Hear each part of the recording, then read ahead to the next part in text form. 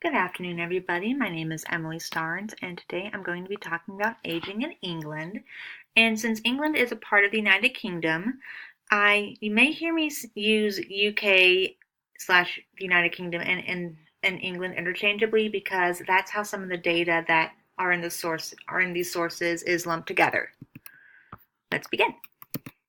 So a brief demographic profile is that the total population in the United Kingdom is over 66 million people, and the total population in England is about 53 million people. And that's a nice large chunk of the population in the UK. And as of July 2017, nearly 12 million residents in the UK are over 65 years old, and most of those 65-year-olds and older live in coastal areas, which drives up the median ages to be much higher than inland urban areas. And currently, more women are alive than men in England and the UK.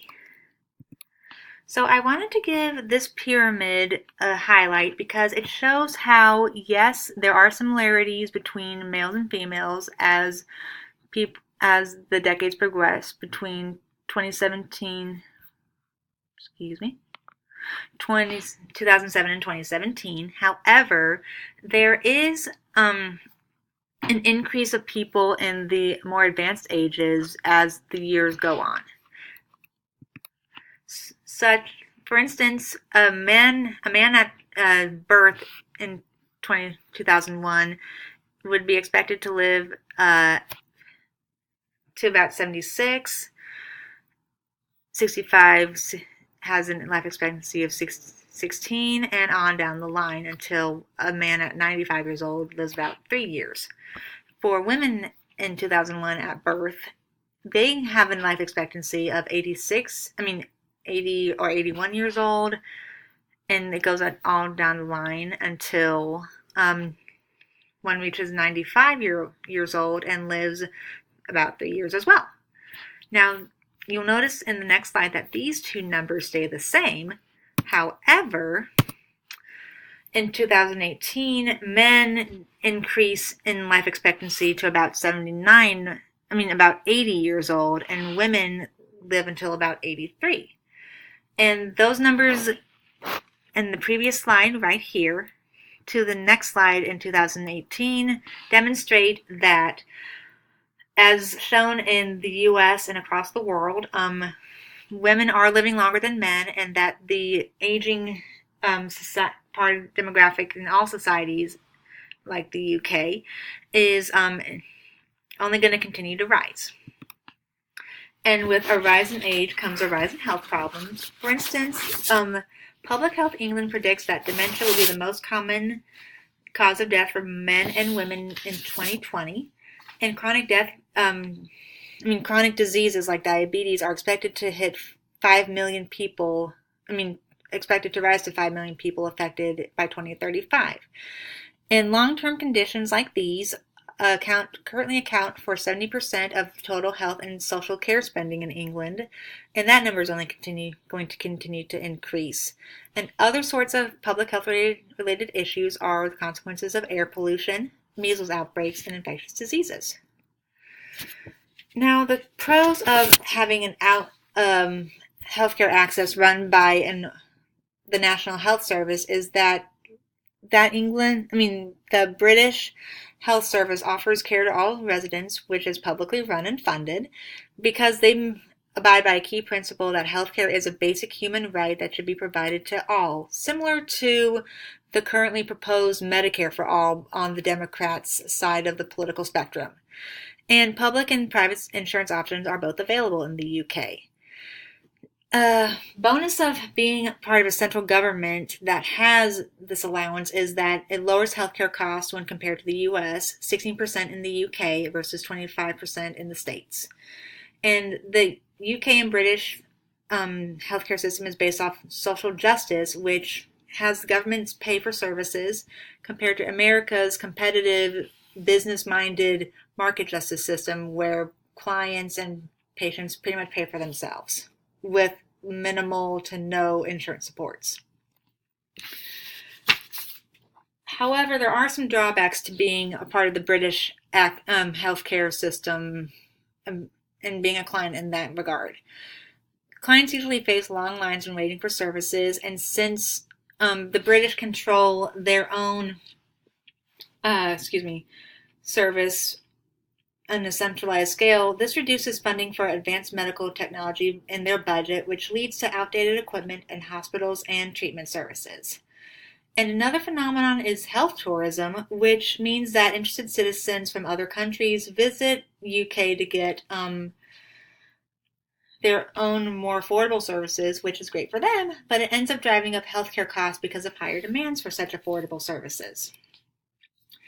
And for employment and retirement, citizens can work as long past the state pension age, which is determined by the government based on your birth date, as long as they want. However, benefits of waiting past this age is that you get larger weekly pensions, and also a bonus for those who decide to quit at the age or later is that you don't pay insurance taxes. However, workplace pensions vary in terms of payment per hours, and the default retirement plan of 65 no longer exists. You can ask for employers to have more flexibility because of age restrictions and requirements, but they can still reject this request, and forced retirements can still happen based off of physical demands or age restrictions if you're, say, a construction worker or a firefighter. And they also have discrimination laws for employees in place because of age considerations. Now, housing options is interesting because I found that government provides for several housing options, and charities provide for most of them as well.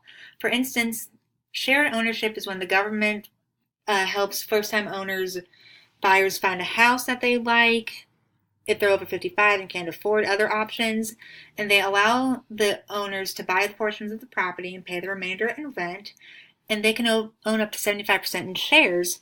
And similar to in the U.S., like say in Central Florida in the Villages, if you want to look that up, retirement villages in England have housing options, shops, restaurants, and healthcare services provided in town-like settings. And the Abbeyfield Society is a charity that runs cohabitation options that are similar to cohabitation and nursing homes in the estates, because it provides options to people over 55 in communal shared environments like a large repurposed house. The arrangements may vary, but residents are supported by house managers and volunteers and provided 2 cooked meals a day. And another last opportunity is almshouses, which is an option from various charities in England that provide housing based on geography or previous occupations, like if you're an injured war veteran.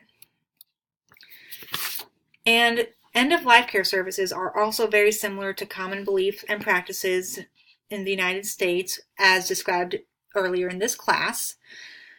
They can last days, months, or even years, and are provided in hospital settings, homes, and hospice environments when necessary. Different professionals are involved in various ways, like general practitioners, therapists, and clergymen or women. And then they also have palliative care available done by different practitioners and physicians to ease pain and provide family supports as an older person starts to decline in life quality. And similar to what has been talked about in class about living wills, is that the government in England does encourage speaking to general practitioners about getting plans in place, like a power of attorney, well in advance. Better safe than sorry. And moving on towards the end of the slides, is that according to 2017 data, the most common type of families are married or civil partner couples without dependent children, particularly those that are nuclear in nature, where they're focused on immediate families and extended relatives live separately and alone.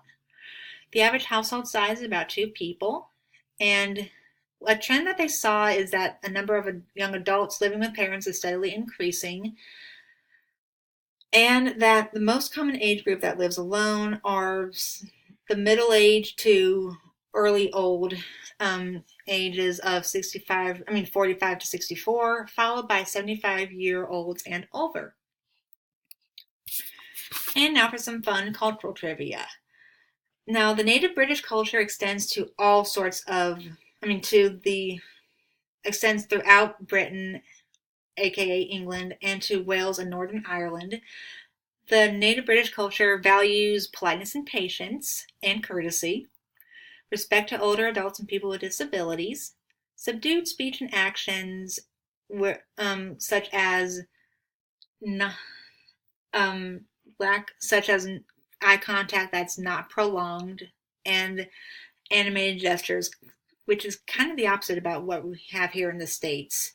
However, like in the US, citizens come from diverse cultures and try to combine personal beliefs with overall cultures in England.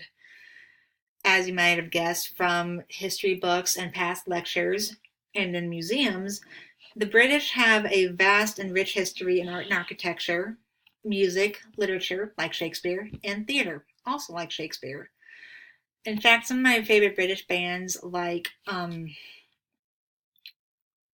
Beatles and other classical artists, have come from the UK and are just fun to listen to. And while the official religion is Christianity, where all denominations like Catholicism, Baptist, Methodist are all represented, they also are expanding into other religions being tolerated and accepted, like Hinduism, Islam, Judaism, Buddhism, and Sikhism. So yeah, in that regard, British England and the UK are still maintaining their status quo in terms of manners and social etiquette. However, they're also branching out and becoming more diverse too, which in my opinion is very beneficial and something to be applauded. Thank you very much. Here are my sources. Sorry that I went a little bit overboard, and I hope you have a good rest of your day. Thank you.